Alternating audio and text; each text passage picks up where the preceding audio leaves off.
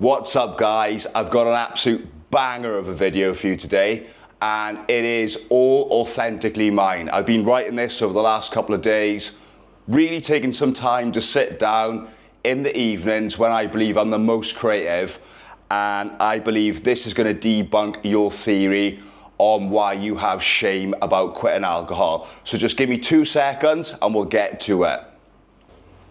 Okay, let's go. In this video, I'm going to tell you how I went from shame to unapologetically posting YouTube videos and accidentally building a business around helping people quit drinking. And you won't get this perspective from anybody else because it's all authentically mine.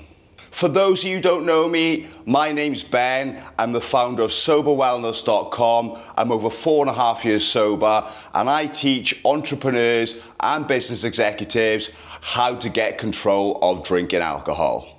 Now, I've broken this video into 5 points, but they're all equally as important. But make sure you stay to the last step because this is the one which will inspire you the most. Number 1. I remember when I first quit drinking and people used to look down at me and ask me the question, Ben, are you an alcoholic? And I remember thinking, I don't know. I don't think I'm an alcoholic. How do I find out? Do I sit down, take a test, and someone pops up from behind the curtain and says, congratulations, you're fudged. You're an alcoholic. And then if I am, does this mean I have an invisible disease which is incurable? No, thank you. I don't want to be labeled with that societal label.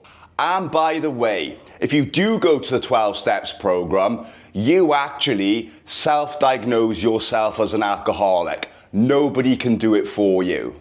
So that begs the question, is an alcoholic really a thing? I think it's an option.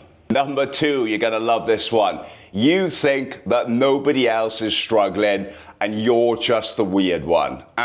Completely wrong. And let me debunk this theory. Now, I'm fortunate to be in a position where I've been posting content for so long, people actually confide in me and hit me up on social media and they say, Ben, I've got a problem with drinking, and the number 1 thing they first say to me is, please don't tell anyone I've messaged you. Now, for those who have messaged me, or for the ones who are thinking about messaging me, I would never tell anybody about your information. It's completely confidential. But it begs the question, how many people are actually struggling, besides the few who have actually come out and sought help? I can guarantee there are so many people out there in the same shoes as you. And this is a gentle reminder that quitting alcohol shouldn't be looked at as shame. It's a positive thing. And by quitting alcohol, you'll inspire others to do the same. So just don't waste your time feeling guilt and shame. Number 3, quitting alcohol is a power move. You should be proud to give up. And I don't say this lightly. Quitting alcohol is the ultimate cheat code to life. Now, I'm 35 and I'm at the age where it is easy to be mistaken for either being in your 40s or being in your 20s. And that, my friend, is completely your choice. The very people that you feel shame around quitting alcohol are the people that in 5 or 10 years, you're going to run absolute rings around them. And I'm not just talking about this in a vanity perspective. You're going to lap them in every aspect of life.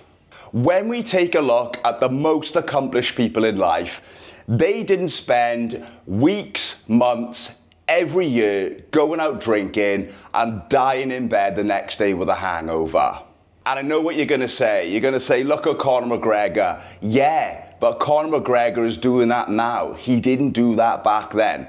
When he was chasing the championship, he had his sleep dialed in, his training dialed in, his nutrition dialed in. And I bet you your bottom dollar, he did not even drink at that time.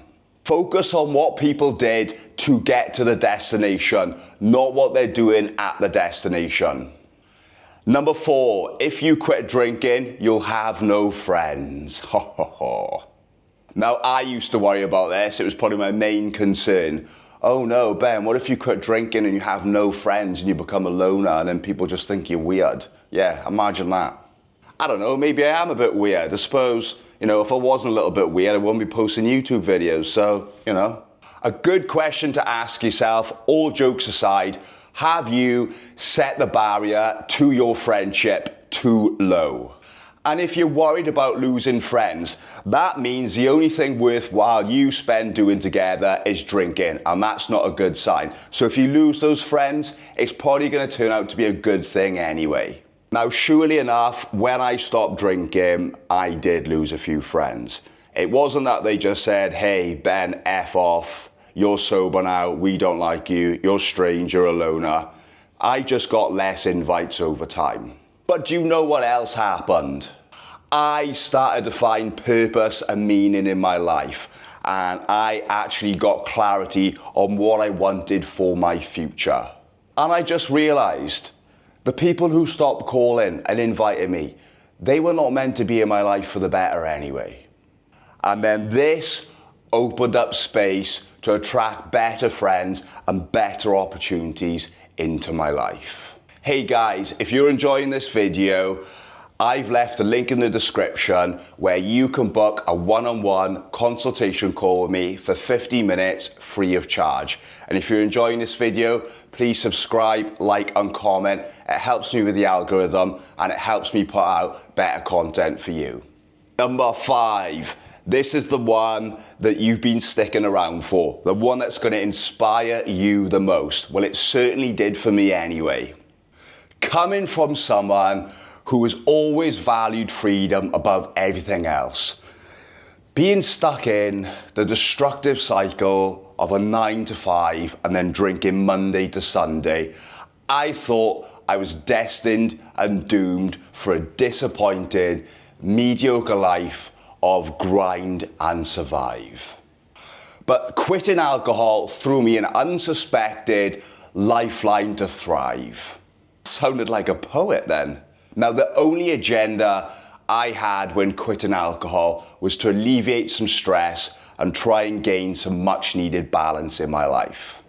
And I thought, do you know what? Fuck this. I don't actually like going to a building site Monday to Friday and being told when I can and can't go on holidays. I've got all this free time and energy on my hands, and that is when I started to learn new skills that would give me other avenues of income. Now for you, it might be that you don't want a career change, but you want a relationship change. Maybe it's that you've let yourself go. And if you leave that relationship, you might struggle to meet somebody else and you fear to be alone. Or maybe it's the fact that you want to move away, but you don't fully trust yourself. How could you pay the rent if you couldn't turn up to work on a Monday and you lived on the other side of the world? I know for me, this was certainly the case. I didn't have trust in myself. Or maybe it's that you want to move away, but you can't fully trust yourself to move to the other side of the world. This was certainly the case for me. How could I pay for rent if I couldn't turn up for work? Now, I want to leave you with this one insight before you leave the video. Now, when you quit alcohol, there are very far and few between bad days. I can only count off one hand where I can remember when I haven't won the day. What could you achieve in 6 months or even a year?